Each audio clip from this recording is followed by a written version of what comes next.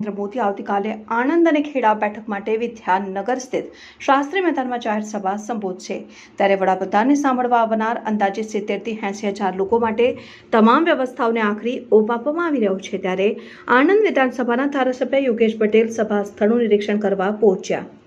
ગુજરાતના પનોતા પુત્ર, વિશ્વ નેતા, ભારતના યશસ્વી તેજસ્વી વડાપ્રધાન નરેન્દ્રભાઈ મોદી સાહેબ જ્યારે આણંદના આંગણે આવી રહ્યા છે ત્યારે સમગ્ર આણંદ જિલ્લો હિલોળે ચડ્યો છે। કાલે કેસરીયો સાગર અહીંયા ઝઝૂમશે અને ખૂબ સારી સંખ્યામાં કાર્યકરો જ્યારે શાસ્ત્રી મેદાન ખાતે આવવાના છે ત્યારે અમે અત્યારે પૂર્ણ તૈયારીઓ કરી રહ્યા છીએ। યોગેશભાઈ, મોદી સાહેબની જાહેર સભા ચૂંટણી પર કેટલો પ્રભાવ? સમગ્ર ભારત વર્ષમાં મોદી સાહેબ જ એક પ્રેરક બળ છે।